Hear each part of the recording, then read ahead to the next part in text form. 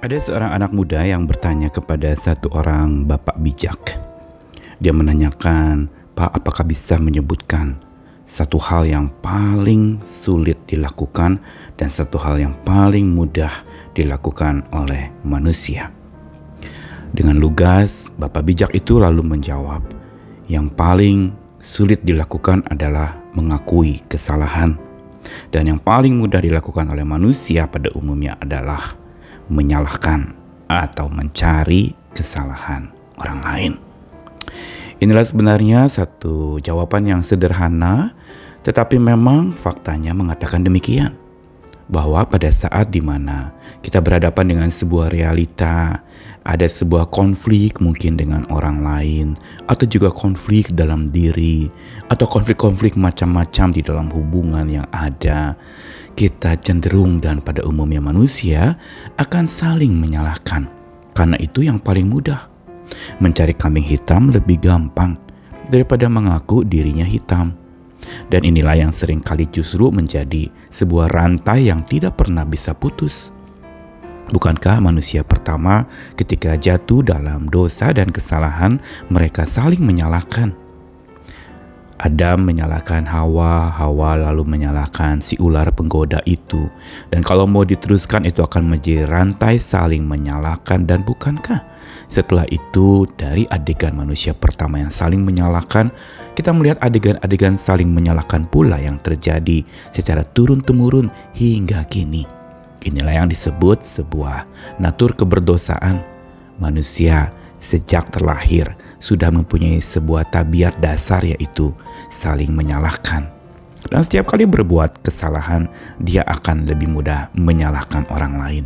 Atau ketika dia ditimpa oleh sebuah peristiwa, musibah, sakit, penyakit, dia biasanya akan cari sumbernya. Dan saat cari sumbernya, dia sebenarnya sedang cari siapa yang salah dalam hal itu.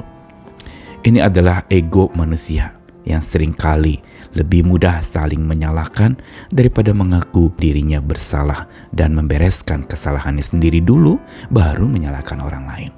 Kita perlu berjuang masuk di dalam sebuah proyek untuk memutus rantai saling menyalahkan. Saya Nikolas Kurniawan kembali menemani dalam Sabda Tuhan, bacaan yang sudah terkenal dari Matius 7, cuplikan dari khotbah di atas bukit mengenai hal penghakiman. Matius 7 ayat 3-5. "Mengapakah engkau melihat selumbar di mata saudaramu, sedangkan balok di dalam matamu tidak engkau ketahui? Bagaimanakah engkau dapat berkata kepada saudaramu, biarlah aku mengeluarkan selumbar itu dari matamu, padahal ada balok di dalam matamu? Hai orang munafik, keluarkanlah dahulu balok dari matamu, maka engkau akan melihat dengan jelas untuk mengeluarkan selumbar itu dari mata saudaramu." 3 ayat dari Matius 7 ini merupakan cuplikan dari khotbah Tuhan Yesus yang menegur keras sebuah iklim saling menghakimi yang sedang terjadi pada masa di mana Yesus hidup. Dan iklim saling menyalahkan ini bergulir begitu rupa bagaikan bola salju. Dan peristiwa saling menyalahkan kembali bergulir bukan dari Taman Eden dulu sampai kehidupan manusia-manusia, bahkan manusia beragama. Dan bukan saja bicara manusia beragama dengan orang yang beragama lain, tetapi manusia yang seagama saja masih juga bisa saling menyalahkan. Bukankah kita sering mendengar sama-sama melayani tetapi hidup di dalam tekanan untuk saling menyalahkan dan selalu merasa dirilah yang paling benar? Tidak ada kedewasaan di dalamnya. Dan karenanya Yesus ketika mengajarkan ini kepada orang-orang yang ada pada waktu itu, dia mau mengajarkan satu hal yang paling penting untuk bisa memutus rantai saling menyalahkan itu. Lihat, di dalam matamu ada balok. Ini adalah sebuah langkah untuk berhenti di kita ketika rantai saling menyalahkan itu terjadi dalam sebuah sistem atau sebuah komunitas. Berhenti di kita untuk tidak lagi mencari kambing hitam, tapi menyadari betapa hitamnya hidup kita. Tidak lebih bersih dari orang yang kita tuding. Tidak lebih bersih dari orang yang kesalahannya kita ceritakan. Tidak lebih bersih pula dari orang yang kita pikir kesalahannya itu segunung. Padahal kesalahan di mata kita bergunung-gunung memenuhi mata sampai kita tidak bisa melihat jelas siapa diri kita lagi. Bukankah ini iklim menghakimi? Dan iklim ini terjadi bukan di dalam kehidupan bermasyarakat, kehidupan berkeluarga, kehidupan dalam hubungan demi hubungan dengan sahabat, dengan orang-orang yang ada, bahkan dengan diri sendiri juga. Kita akhirnya jadi bisa rasa bersalah dan menyalahkan diri sendiri tanpa melihat bahwa kita harus berbenah diri. Dan inilah melihat balok di dalam mata, itu berarti mengakui hitamnya hidup kita, hitamnya pergumulan, hitamnya kelam kita, dan kita harus akui, iya benar, saya tidak lebih baik dari orang lain. Bukankah kita masih ingat kisah bagaimana Yesus ketika pada masa itu ada orang-orang beragama membawa seorang perempuan berzinah kepada Yesus. Dan mereka mengatakan perempuan ini harus dihukum, harus dirajam dengan batu sampai mati. Dan Yesus tidak banyak bicara waktu itu, hanya mengatakan satu statement, dan siapa yang paling tidak berdosa, dialah yang pertama melemparkan batu kepada perempuan itu. Dan mereka akhirnya pulang tidak jadi melakukannya. Karena puji Tuhan hari itu mereka sadar akan segala balok-balok di mata mereka. Tuhan mau mengajarkan lewat peristiwa itu apa yang dia pernah ajarkan sebagai teori untuk memutus rantai saling menyalahkan. Temukan balok di matamu, beresin dulu balok di matamu, baru engkau beresin selumbar yang ada di mata saudaramu. Dan sebutan keras yang disebutkan dalam ayat kelima tadi, Yesus memanggil mereka yang tidak mau menyadari kesalahannya dan lebih suka menuding bahkan menceritakan kesalahan orang lain kepada orang lain lagi. Itu sama dengan sebutan orang munafik. Yaitu apa? Orang munafik adalah sebuah istilah dunia teater, orang bersandiwara, hipokrit atau hipokrit, yang adalah mereka pandai bersandiwara. Tampak menjadi begitu baik di mata orang, tetapi hatinya penuh dengan kekejaman.